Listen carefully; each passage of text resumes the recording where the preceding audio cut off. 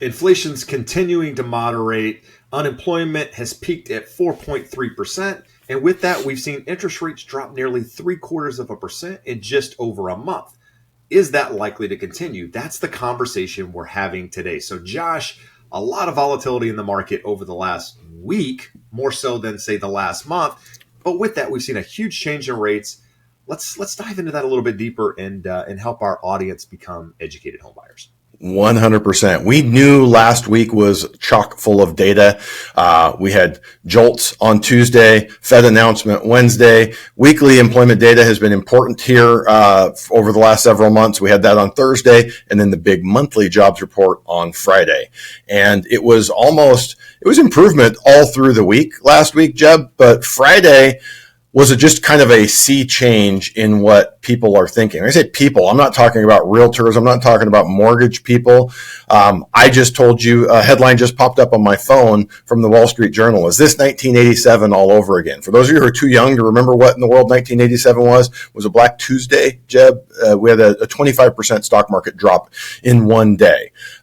So people are kind of losing their minds over definitely a change. And what we're going to talk about, Jeb, is most of the people we follow, we ourselves believe the Fed is behind it. That data, that sort of curveball in the first quarter when all of the data, both inflation and employment reports came in much hotter than expected, has them behind the curve once again. And we're going to go through the data today, what it is, why is the market moving now?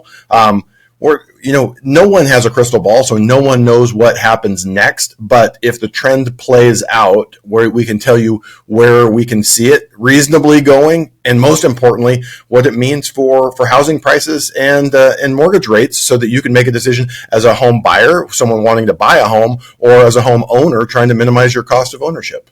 And if you're new here to the channel and you like the content that we put out, do us a favor, hit that thumbs up. And if you want to stay up to date on everything mortgage and real estate related, do us a favor and subscribe to the channel. So, Josh, I think it's important to kind of start with last Friday, because last Friday was the volatility in the market that really kind of shifted bonds in a way that we haven't seen in quite some time. I mean, we're to the point where we saw interest rates hit 52-week lows, which is a big number. I mean, going back a year. So let's talk about it. Unemployment, essentially, or the employment numbers in general, right? They come out with ADP on Wednesday, and then it's followed up Friday with the I was going to say the BLM numbers. That's clearly not right. That's different. Yeah, that's different. But with the job, the payroll numbers for the month of July, and what happened was we got better than expected to the downside. And so why don't we talk about that a little bit? Why don't we step back and say, why is worse data helpful? And why did we somewhat get an outsized response to a fairly narrow miss in that data? So just a super quick recap on how we got here. Because of the issues through COVID, supply chain, increase in money supply, increase in personal savings, inflation in June of 2022 had reached 9.1%. That's the worst read of all of them, CPI, PCE, 9.1 on the headline. That is massive and something we hadn't seen in 40 years. So the Fed started hiking rates until we got all the way up to where we are now, 5.25 to 5.5 on the Fed funds rate. So the effective Fed funds rate is 5.33. And why did they do that? They have two mandates. One is price stability. That's not to lower prices. That's not to make prices affordable. It's to keep prices stable. And when you have a 9.1 headline, they had lost that. So for the better part of 2 years, the only thing the Fed was focused on was getting inflation down and under control. Well, the other part of their mandate is full employment. So you're like, well, what's the problem? We're at full employment. We had reached 3.6% on the unemployment rate. And what we're going to talk about right now, Jeb, 4.3 is the measure. 4.3 is historically really low unemployment, which is why it's almost laughable that the Wall Street Journal is asking, is this 1987 all over again, when we're at 4.3% from a low of 3.6. I know at points in my career, 5% unemployment was considered full employment. So there's debate, just like the neutral rate of inflation, there's debate over what full employment is. Clearly, if we got to 3.6, 5% is not full employment, but 4.3% is strong. The issue is Did the Fed get so far ahead of themselves in fighting inflation, which it looks like they are much closer to achieving their 2% goal than they had thought? And we're going to go through some of that data.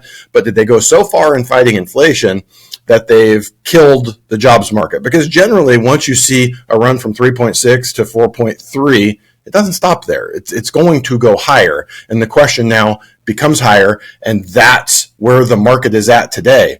Okay, yeah, today isn't bad, but did all of the tightening over such a short period of time put such a stranglehold on the economy that we're going to see unemployment get worse, we're going to see GDP contract, and we're going to see other sort of collateral damage in the economy? And essentially what's happened from that is, the idea that the market's headed into a recession, that we're already in a recession. And then, so people take their money out of equities. That's why we've seen the stock market, so much volatility in the stock market, and they put them in something longer term, like a treasury. And so we've seen this shift, if you will, just in the last 48 hours, maybe really 24 hours. If you go back Friday morning into Friday morning of Monday, money out of equities into treasuries, which has allowed bonds to come down. And with that, we've seen interest rates improve considerably. And that's just the latter part of the move that we've seen, Josh, not even the front part of that move. But with that, let's talk about the Fed in a little bit more detail. Josh, have they, is that the whole story, right? Is what we're seeing right now the full story, or is there more to it? Are we headed into that recession? If we are, what could that mean for rates? And I think that's kind of the conversation that people want to know is like, where can rates really go in this move? A friend of the show and previous guest, Logan Moshami, is fond of saying these are old people that are out of touch. So if you look at the Federal Reserve, these are really smart people. Most of them have PhDs. Many of them have law degrees. So I am not in any way saying Josh is smarter than them. Jeb is smarter than them. We know better. But I think what we can say with what we know now, they rely on faulty data and old models that have served them well for a long time, but post-COVID have not worked. The biggest one that initially let them down, and we'll talk a little more detail on this in a minute, Jeb, was relying on inflation data that is very lagged in terms of housing. So in 2020 and 2021, when the cost of housing, both in terms of rents and buying a home, is going through the roof, their data is not showing that. So they're like, hey, we think we're cool. There's no inflation. And that data has been very slow to catch up. So they think, hey, we still have to fight inflation because it's been persistent. Well, now we have a very similar look at data. They have been looking at the data that comes out every Thursday is their preferred or primary read. How many unemployment claims do we have every week? And it's been at a low level, and it's still at a low level. Even though it's elevated, it's still a historically low level, under 250,000 unemployment claims every week. But the big one, that data last week, Jeb, one thing that I wanted to point out, so they were expecting 175 to 185,000 jobs to be created. That figure came in at 114,000. It's still a positive figure. We didn't lose jobs. The economy didn't shed jobs last month, which was normally when you're like, oh my goodness, things are bad. We're net negative job creation. So 114,000 jobs, but it was 60,000 less than expected. Now, if we go back, the important thing to look at is the number for June was revised down to 179,000. It came out at 206, and the first revision, which they'll revise it again next month, and it'll be a smaller, but again, downward revision. So last month they tell us it was 206. It was really 179. May, they announced at 272. They revised it down to 218, and here on the second revision last Friday down to 216. So we missed by 60,000 jobs last week, but it turns out that there was 27,000 less the prior month and 60,000 less the month before that. And if you look, the Bureau of Labor Statistics, not the BLM, Jeb, the Bureau of Labor Statistics, who comes out with that data, they also do something called the QCEW. It's the Quarterly Composite Employment. I don't even know what it stands for. But it's the real data, and it's lagged because it takes time. So what we saw last Friday is their quick, on-the-fly estimate of what happened last month, and then they have a much better number that comes about 6 months after the fact. Well, what they told us in the fourth quarter of last year for the NFP was that we had created like 600,000 jobs in the fourth quarter of last year. Well, when the QCEW comes out for the fourth quarter, there were 300,000 jobs. It's a 300,000 difference. You and I talked about this in the first quarter when we were getting these really hot jobs reports month after month. We said, hey, the economy is much stronger. We're like, this is not what we're seeing on the ground. This is not what we're hearing from people, both business owners that we work with and serve, employees, people that are managers at big companies and have a lot of employees. It's just not jiving with what we're seeing. And what it appears is over time, they're looking at the fastest read versus the most accurate read, and it greatly overstated the strength of the jobs market, and it greatly overstated the persistence of inflation. Agreed. And that's, the further we get away from those reports, the more accurate the data gets, which is somewhat, it's hard to gauge, right? And so the going back to what you said initially is that the Fed has more or less been paying attention to older data versus the data that is a little bit more accurate. And so with that, they're making decisions based off what they feel is the best based off what the data that they have. A lot of the market believes that, there's conspiracy theories and that they're doing this or that to drive the market in a certain direction. And the reality is they're not, right? They're nonpartisan. They're there to do the mandates that we discussed at the beginning of the show. But with that, we know that the economy is slowing. We know that inflation is coming down and getting closer to their target. We know unemployment is going higher. So with that, we already know 100% chance based off what the market's predicting that there's 100% probability that the Fed cuts rates in September, right? 25 basis points, potentially 50, depending on who you follow and what data you believe.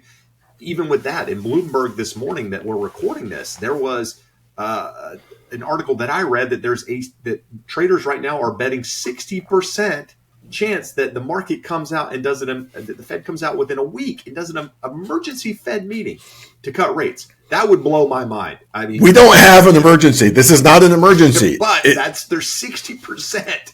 So more than half, which is crazy to me. But let's talk about what that means, Josh, because, you and I have discussed the market's already factored in that rate cut. Does that rate cut when it happens matter at that point? Or is it following along with what the market's predicted? Or if it changes, if it's 50 versus 25, does that have an impact? Because I think it's important to know, because people believe the Fed cuts the Fed funds rate in September 0.25%. That means a 0.25% lower rate. Let's talk about it. Let's look. I mean, things change fast, real fast.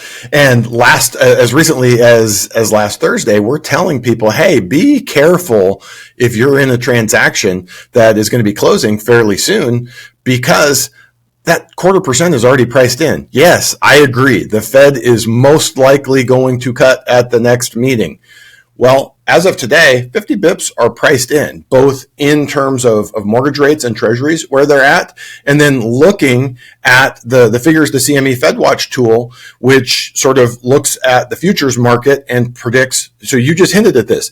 It's only a 14% chance of a 25 basis point cut at the September meeting. It's an 85.5% chance of 50 basis points. So I don't think we're going to get an emergency inter-meeting cut. I don't think we need it. But we get 2 more looks at CPI. We get next week and the next month before that. I don't think anything is going to turn around that is going to shock these guys or shock the markets into going, hey, everything's cool. We're likely to get 50 basis points. And the crazy thing, Jeb, so the important part about what you said is 50 basis points is priced in right now. Now we got to say what comes next. And next means November and December Fed meetings, because we don't get one in October. So that's also sort of a confounding factor. They meet 8 times a year, but the way those meetings have set up, we're not getting a meeting in October. And then we got the 2 in November and December. So it's the most important time when we needed a meeting, when we needed them to come back again, we have this gap. So we're going to get a lot of data between now and then. If we were just doing a video podcast here and I showed you the charts, we've seen them. We do show them on the live show every Wednesday, Jeb. it's a pretty clear trend. All those numbers are trending down. So we're likely to get another weak jobs report next month. We're going to get downward revisions. We're going to get better CPI inflation. We're going to get better PCE inflation. We saw last month that those figures are starting to incorporate lower increases in housing costs. Rents have actually turned negative, and housing in terms of owner's equivalent rents and home prices are appreciating at a much lower rate. So when we look at that, we really got to say, what's going to happen in November?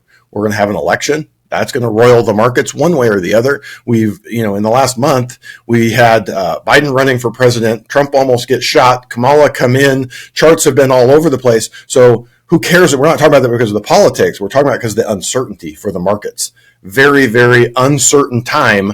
But looking forward, that the market is basically saying 93% chance of a cut.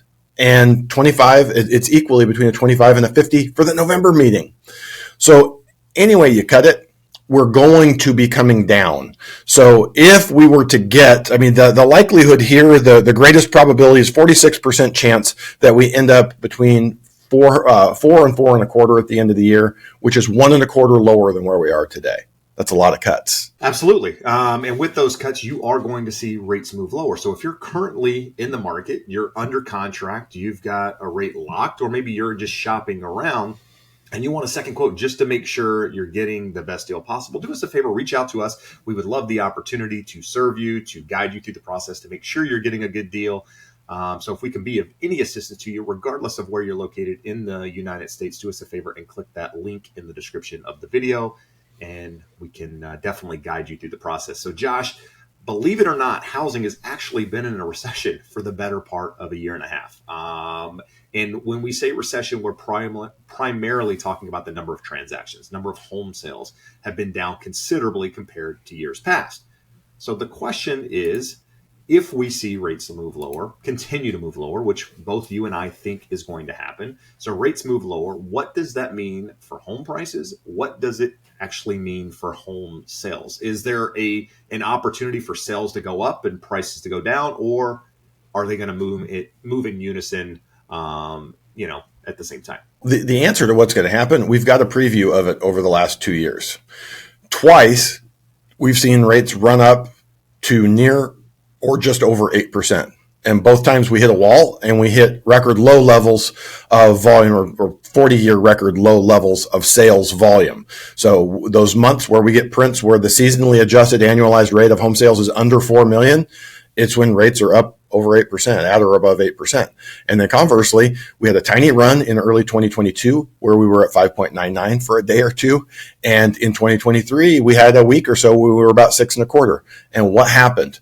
The month after that, we saw the highest levels of sales. These weren't high levels of sales, 4.2, 4.3 million versus that 3.9 or so when rates are really, really high. So we know that there is an impact. It's an accelerant to the market when rates drop. It's a brake on the market when rates go up. What we haven't seen is anything happen with duration on either side. Those 8% rates didn't stick around. They were 2-3 weeks, and then we moderate and come back the other way. If we had stuck up there, I don't know. Does the number go down to 3 million annualized sales? I'm hoping we never find out. But on the other side, if we get rates at 6%, which is kind of the lowest that we've seen since the run up in 2022. In early 23, we got that 6% rate. I think I misspoke. So early 23, we got 5.99% for like a day. And then in early 24, we got back down to like 6.25. But if we got under 6% and stayed there for 3 or 4 months. Because think about that, Jeb. How many people are in a position with a property under contract ready to lock on that one day or that 1 week when when rates are on sale and they're at a discount? That doesn't have a big impact. We saw it have an impact because they're dipping there and it increases activity. But if we get a run, which we should, where we have 6 months, 12 months, 24 months with lower rates, you're going to see an increase in sales volume. So two different pieces there. Mainly when people ask us, Jeb, they're like, I don't care how many homes are going to sell. I care what am I going to have to pay for it in terms of sale price and monthly payment with my interest rate. So I can say for certain. We saw what the market looks like with massive tailwinds, which is more than 6 million annualized sales when you have ultra low interest rates and very affordable home prices relative to where we are today. So we're not going to get those tailwinds again. We've seen what it looks like with massive headwinds in terms of high prices, very high interest rates. So we're going to be somewhere in between. The question to me is, can we get to 5 million annualized sales? If we've been in that low fours, bouncing around somewhere in there, can we get to 5 million? And then from there, with that increased demand, there has to be supply. There has to be homes for those people to buy. So you as a realtor, Jeb, tell me what that looks like. If we have 5 million homes available to sell and buy, my hope would be that we get enough supply of people whose family situation says, hey, I need to move. I need a bigger house. I need to move closer to a job. I need to get a house. All of those things, that we get some increase in supply of people able and willing to move with lower rates. And then we get an increase in demand from some people that were priced out of the market, and that we don't see a big run up in prices. But that's the $24 million question, right? Yeah, I think two things happen with the market, as we always say, is local, right? So if you're in Florida, you're in Texas, you're in parts of Tennessee now, like inventory is back to 2019 levels, right? So you've seen inventory increase, and with that, you've probably seen some moderation in home prices. Like a buddy of mine, Austin, Texas market, made a post today with interest rates being down, basically saying, hey, listen, prices are back down to below where they were in 2021. So prices have moderated in that market primarily because of more inventory coming to the market. Now, if you're in one of those markets and rates come lower, what happens? Well, you're probably, you're not going to see a lot of appreciation in that market until that supply is met with at least equal amount of demand, if not more. So if you still have some more supply than you have demand, there's no reason for prices to necessarily go up. But on the flip side, here in Southern California, inventory is still really, really low. We haven't gotten back to that 2019 peak. In fact, we're still sitting at levels that, take us back to 2020.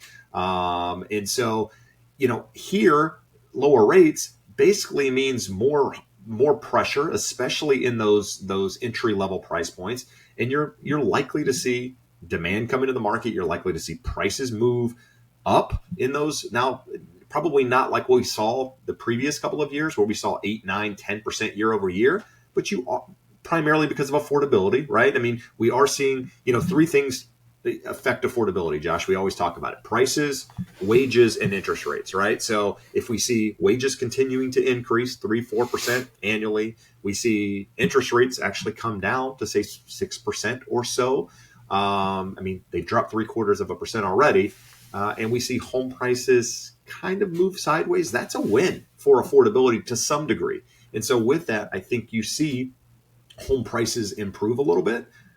But again, it is the $1 million question, Josh. And I think, the market, you've got the tale of two sides here. Those that don't own homes, wanting home prices to crash, wanting rates to crash, wanting everything to line up in their favor.